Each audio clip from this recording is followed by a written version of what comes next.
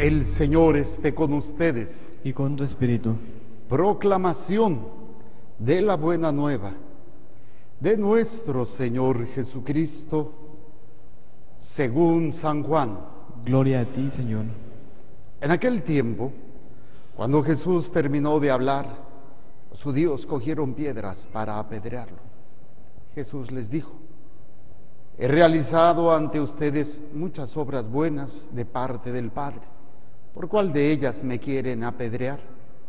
Le contestaron los judíos: no te queremos apedrear por ninguna obra buena, sino por blasfemo, porque tú, no siendo más que un hombre, pretendes ser Dios. Jesús les replicó: ¿no está escrito en su ley? Yo les he dicho, ¿ustedes son dioses? Ahora bien, si ahí se llama dioses a quienes fue dirigida la palabra de Dios, y la Escritura no puede equivocarse, ¿cómo es que a mí, a quien el Padre consagró y envió al mundo, me llaman blasfemo porque he dicho, soy hijo de Dios? Si no hago las obras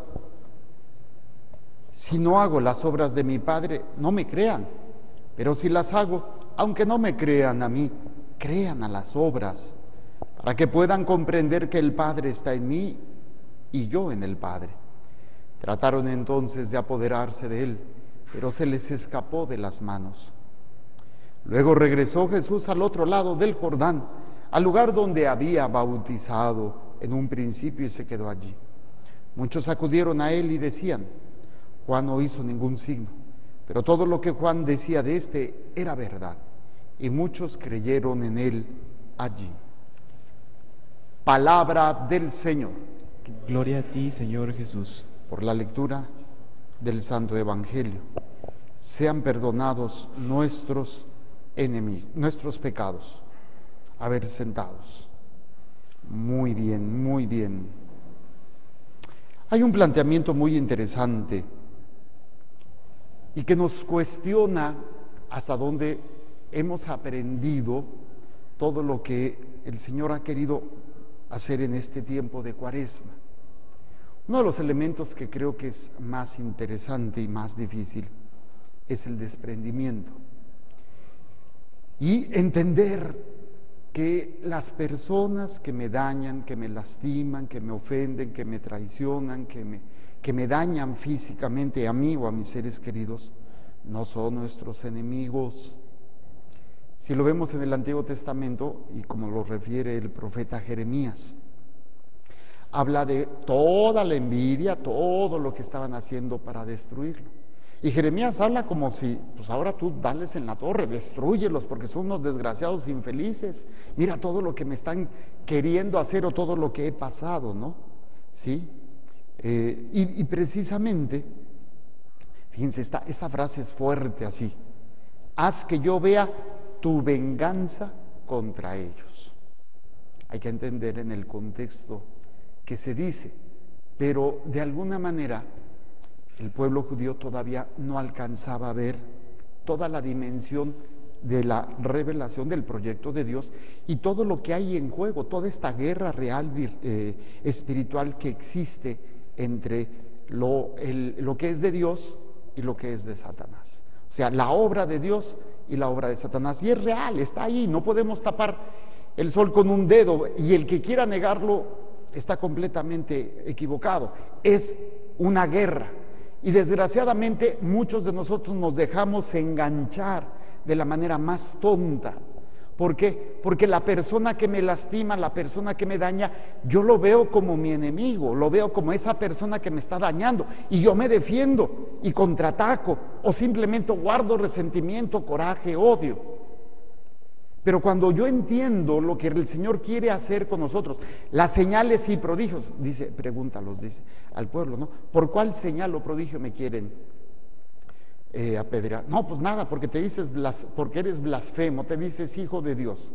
Y luego él aclara que, bueno, pues incluso en la Biblia así lo dice, ¿no? Pero lo que me llama mucho la atención, dice: si no hago las obras de mi Padre, no me crean. Pero si lo hago, aunque no me crean a mí, crean a las obras. Crean a las obras. ¿Cuál es la obra de Dios en nosotros? Que nos abre los ojos, nos abre el entendimiento. en donde ya no nos debemos dejar engañar por Satanás, haciéndonos pelear con el enemigo, entre comillas enemigo, que es la persona que me está dañando. Si hay una persona que te está atacando, si hay una persona que te está dañando, tenlo por seguro que es manipulación de Satanás. Y también una parte de ignorancia del otro. Pero si tú te quedas con el odio, con el coraje hacia esa persona, Satanás ya triunfó ahí. Satanás ya hizo su obra, arrastró a esta persona porque no ha conocido a Dios o porque no ha aceptado a Dios, y tú que te dices católico, apostólico, te dejas embaucar, te dejas enganchar por el odio, te dejas enganchar porque lo ves como tu enemigo. Y lo interesante de todo esto es, qué difícil es cuando estas realidades me generan un sufrimiento, un dolor. ¿Quién quiere sufrir? ¿Quién quiere pasar por ahí? Nadie. Si podemos evitar el dolor, tomamos todos los atajos posibles, porque no quiero padecer, no quiero sufrir. Pero cuando entendemos lo que en esas palabras maravillosas de mi Señor, vengan a mí los que están cansados y agobiados por la carga, que yo los aliviaré, porque mi yugo es suave y mi carga es ligera. El que quiera seguirme, que tome su cruz y vaya detrás de mí. ¿Cuál es la carga ligera? Y me quedo pensando, ¿qué diferencia hay entre un católico que está padeciendo y un no católico que está padeciendo? ¿Dónde es la diferencia? La diferencia está en el sentido, en la dirección. El que cree sabe que todo lo que está pasando no es porque lo quiera o porque lo esté procurando, sino porque es un proceso. Puede sacar sentido y dirección a eso que está pasando. Y entonces no le tengo miedo al dolor. No me gusta el dolor, pero puedo caminarme porque tengo sentido, tengo dirección, o sea, tengo una razón por la cual. El que no, pues obviamente dices, ¿para qué? ¿Por qué? Yo lo compartía con una personita, ahorita que estábamos platicando en la confesión. Qué difícil es cuando nos damos cuenta que cuando alguien me está lastimando, que es una persona, voy a poner un ejemplo, un ser querido, un amigo, una persona que por causas tienes que estar viendo, y tiene una forma de ser que como cuchillito de palo, no corta, pero como friega. Y desprenderte de eso es lo más difícil. Porque uno dice, ¿pero por qué a mí? ¿Pero por qué esto? ¿Por qué aquello? No vamos a cambiar a la persona, pero podemos trascenderlo.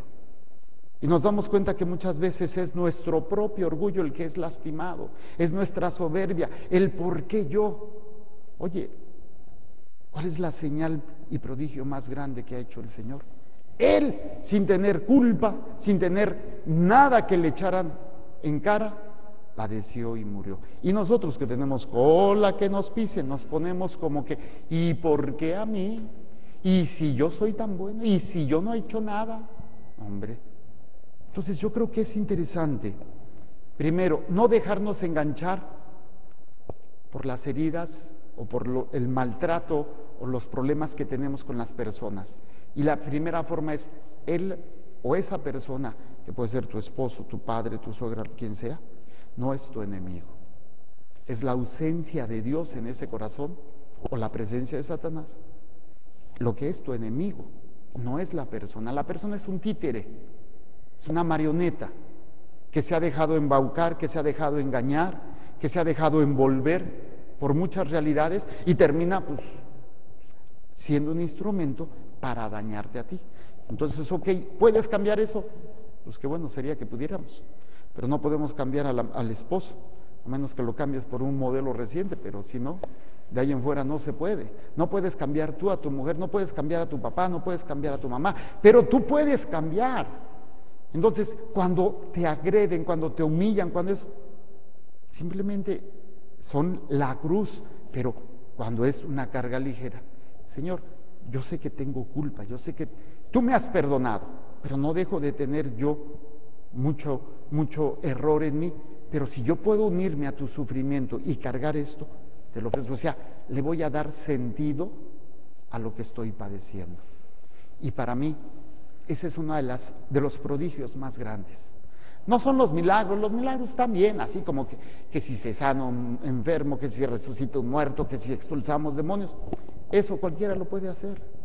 pero entrar en el corazón del hombre y transformarlo y hacer de ese hombre un hombre nuevo, ese es el mayor prodigio, el mayor milagro, porque lo demás queda externo, pero lo verdaderamente impresionante, que es lo que el Señor nos dice, que hago las obras para que puedan comprender que el Padre está en mí y yo en el Padre. Entonces, en esas obras, cuando uno lo descubre y es capaz de enfrentar todo ese dolor, todo ese sufrimiento, esas situaciones adversas, dices, wow, cuando eres libre y aunque la otra persona te esté agrediendo, tú te desprendes de ti mismo, te desprendes de esa soberbia y dices, bueno, Señor, si me toca ofrecer este dolor, yo te lo entrego. Y tienes paz. Dejas de pelearte con las personas y empiezas a darle sentido a tus persecuciones, a tus problemas, que muchas veces, repito, pueden ser consecuencia de tus propios pecados. Otras veces a lo mejor aparentemente tú no tienes vela en el entierro, pero cuando uno descubre lo que Dios está haciendo en el corazón, hombre, eres verdaderamente libre. Y ese es el mayor prodigio que Dios está haciendo en los corazones. Claro, pudiéramos hablar de otros prodigios, pero ahora entiendo el actuar de muchos hombres y mujeres que fueron capaces de soportar muchas cosas por amor a Dios.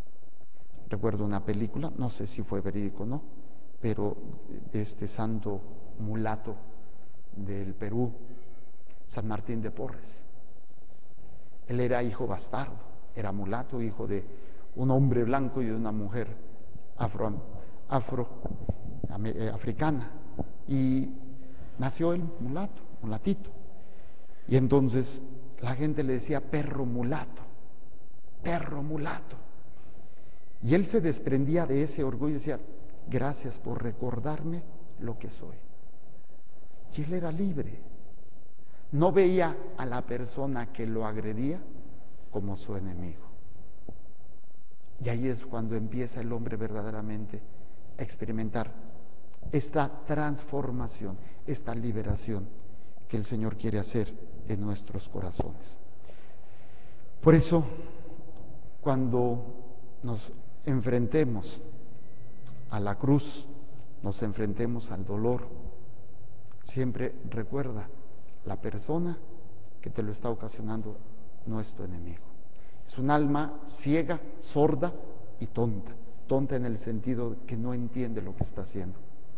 No te enganches con el enemigo llegando al odio, llegando a querer zafarte de ese sufrimiento, porque ¿qué es lo que pasa? Caminamos en medio del sufrimiento y si no estamos preparados, Satanás nos prepara puertas o salidas, ¿no? ¿Para qué sufres? Y son puertas aparentemente buenas, pero son puertas falsas que nos destruyen más.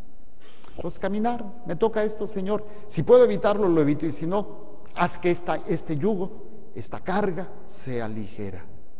Y haz ese prodigio en mi corazón, capaz de amar, capaz de perdonar, capaz de ofrecer lo que estoy padeciendo por la salvación de las almas.